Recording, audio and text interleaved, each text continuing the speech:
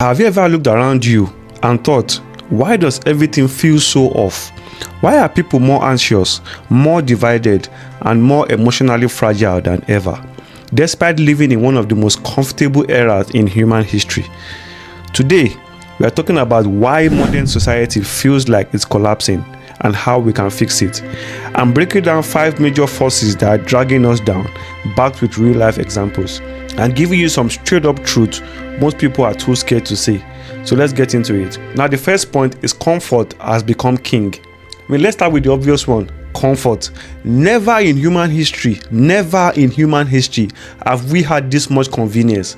Food on demand, information in our pocket. Even dating has become so easy that in the confines of your room, you can just swipe left or swipe right, swipe up, swipe down. Everything has become so comfortable. We even have self-driving cars. That's how comfortable we have become. That's how comfortable things have now become. Even this guy, Elon Musk, he said recently that they are even trying to create robots that will help you to take your kids to school. I mean, is that not crazy? Is that not mind-boggling? Is that not crazy? But that's the world we've created. Everything has now become so convenient, so comfortable, no stress. But here's the problem. Constant comfort, it kills growth. That's the honest truth. Because nothing, absolutely nothing good is created from comfort. You have to grind.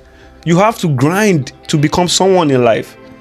To build a social media presence, you have to upload and work hard and continuously provide value.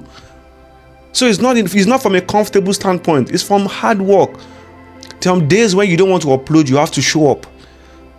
If you want to work out and have good shape, you're going to have to diet.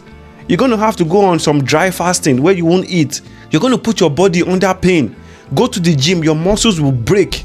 All these things are done out of comfort. If you want to be a better person, you have to leave your comfort zone. That's why it's called a comfort zone. You have to get out of your comfort zone to be a better person. Growth only happens through struggle, hunger, discipline. All these things, they come through resistance. But nowadays, people avoid any mild discomfort. People are ready to avoid it by all means possible.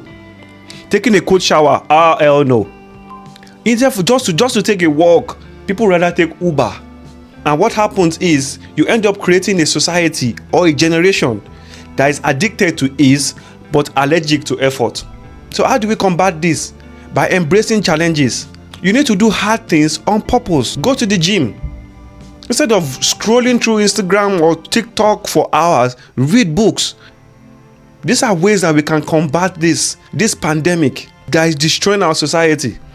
Now, point number 2 is everyone is afraid to offend. Now, we live in an era where offending someone, saying something wrong to offend someone is treated worse than lying. Yes.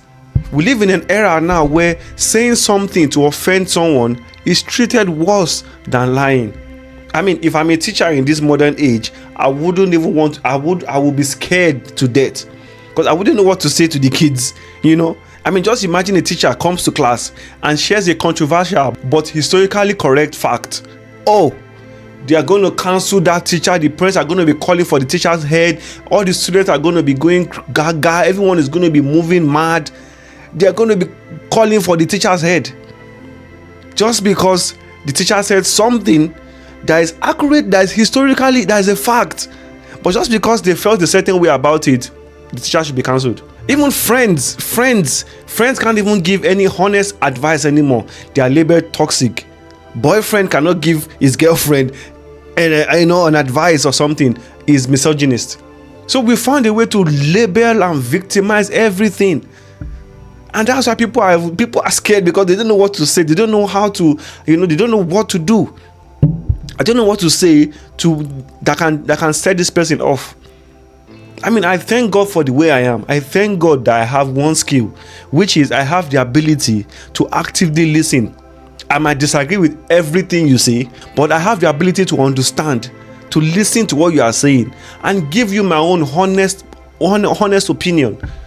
And the funny thing is, so many people gravitate towards me. So many people like to talk to me because they understand that I'm going to listen to them actively and give them my honest feedback. And if you try this, I promise you, so many people will take you seriously. So many people will place value on what you say because they understand that you as a person, you have the ability to actively listen to them. And people like to talk. So if you can create a space where they can talk and you can listen, oh my God, they will spill their life to you. Why do you think people pay therapists millions of dollars? Because their job is just to sit there and listen to you and profile you a solution from what you told them. That's why they charge a lot of money per hour. And many of them makes crazy amount from this. All they do is just actively listen. Because that shows you how crazy the society have become. We cannot listen to each other anymore, to the point where we are paying someone to actively to listen to what we are saying. Is that not crazy? Is that not backward? Does that not show you how far we've fallen as a society? Because all we are doing as a society is we are training people to suppress truth, to protect feelings. And that's a recipe for disaster. That is a recipe for disaster. That is bad for the society. Because progress dies when open dialogue gets silenced. So what we should do as a society is to normalize uncomfortable conversations. It's okay for people to disagree. It should be fine. Because people come from different walks of life, different experiences, different ideologies, different culture, different way of seeing life, different perspectives. All these things is supposed to be something that we embrace, something that we celebrate. It's okay to disagree. If someone challenges your beliefs, it's okay. If you don't agree, debate it. But you don't need to cancel them. Debate it. Share your opinion. It's fine. Iron sharpeneth iron. That is how life is supposed to be. Point number 3 is overprotection from failure. Now we've built a society that is obsessed with safety, even from failure. Yes, we've built a society where people are scared to fail. You can even see schools removing deadlines from students. They'll just tell you, anytime you like, you can submit your assignment. How is that good? And now we even have participation trophies, just so that people will not feel bad. All you just need to do is participate. There is no competition anymore. It's all about feelings now. I don't want this person to feel bad. So you know what? As long as you participate, everyone is getting something. There's no incentive to take risk anymore. Everyone is just trying to play it safe, Just go to school and do this. It's like from a young age, your life has been mapped for you. You already have a roadmap of the beginning and the end. So where's the fun? There is no fun anymore. Everything is just boring, bland, straightforward. There is no excitement anymore. There is no will to live. There's no will to try something new. And we are protecting kids from even taking risk. If I have a daughter or son tomorrow, I'm going to create an environment where it's okay for them to fail. Even if I know that whatever it is they're proposing to me, there's a very high chance that they're going to fail from it, I'm going to allow them to try regardless. Because the best way to learn in life is to learn from failure.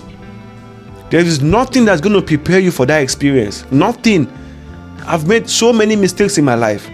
But those mistakes I've made is what made me who I am today. Even on YouTube, I've created so many videos that flopped.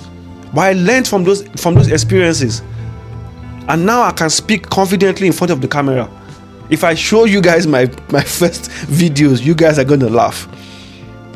But that's just it. You learn from failure. You learn from making mistakes. That is how that's what makes you a better human being. So many of you think all the billionaires that you see today or all the tech gurus that you see today, they got it by the first trial. No, they made mistakes many times, many times, and that's how you see so many people are depressed because they don't understand what resilience means. The slight disappointment, they go into depression. Instead of them to have this resilience mindset, to understand that yes, fine, life happens. You make a mistake, you learn. Disappointment happens. Okay, what do you do next? You don't have to just go into depression. Bounce back. Find a way. Find a solution. You learn, you refine yourself, and then you keep moving. That is how you become a better person. But when we keep telling people, it's okay, you can feel this, it's okay, don't worry, and we keep patching them, now you wonder why everybody's depressed. There's ADHD, there's this, there's that. There's so many people that are just soft. So what do we need to do? We need to reintroduce earned wins. Anything you do, you need to earn it. You need to understand that there are consequences. We need to introduce that back into the society. We need to. When you earn something, you value it more. But when it's given to you, you don't place value on it because it's just given to you. You didn't work for it. So we need to introduce back into the society. Let kids make mistake. Let them lose. Let them understand that it's part of life. There are consequences. Let them understand what consequences mean. You make a mistake, this is the consequence, and you have to face the music. This is how you can create a better generation, a stronger generation. Point number 4 is social media validation. Now, as we all know, social media validation is the new drug. Everyone wants to be an influencer now. Everyone wants likes, comments, subscribers. Everyone. You place your value around how many people, how many followers you have. People place value now on how many likes they get on their or how many comments they get on their pictures or on their videos. And this is just a fake reality. Because the truth about social media is, and I'm in this social media space too, is people only show you what they want you to see. They don't show you what happens behind closed door. Most of the things you see on social media is fake. There are people that will post nice pictures, but they are going through breakup. People that are going through divorce, people that are going through serious hardship in life, but they fake it on Instagram, on TikTok, on YouTube. You see them, they only show you the shiny things. They don't show you behind what's happening behind closed door. And there are so many people that compare their life to all these influencers, all these Instagram models, and they think that is the new norm. And because of that, because of this constant comparison, everyone wants to be perfect. People going through depression. Because you are constantly comparing. Instead of looking at yourself, you are looking at others. So my advice is limit your time online. Create more than you consume. All these influencers you see online, they don't even give a flying damn about you. So why are you worshiping them? Focus on what really matters. Your family, your loved ones. Spend more time with them. Have fun. Build quality social circle. Surround yourself with people that are willing to take you to the next level. A friend of mine said, your network is your net worth. Focus on that. And point number 5 is emotional expression is encouraged without control. Finally, let's talk about emotions. Now, we live in a world where, the people tell you it's okay to express your feelings, it's okay to speak out, it's okay to speak up, but they don't tell you how to control those feelings. They don't tell you how to regulate them. I mean, look at Donald Trump, for example. Look at the whole shebang going on. The whole tariff here and there, tariffing the whole world. You see these politicians making emotional decisions. Something that could be easily avoided. You didn't even need to do it at all. There was no reason to provoke people into doing that. But you took an emotional decision, and then now look at the backlash. Look at him and China. Look at America and China going to war over nothing. Over nothing. This could be easily avoided. And look at how the whole world is in turmoil just because someone decided to make a irrational emotional decision. But that's what happens when you don't know how to control your emotions. That's what happens when you create a society where people don't know how to regulate their emotions. That's what happens when emotional intelligence is lost, is thrown out of the window. That's what happens. You create a world where logic doesn't even exist.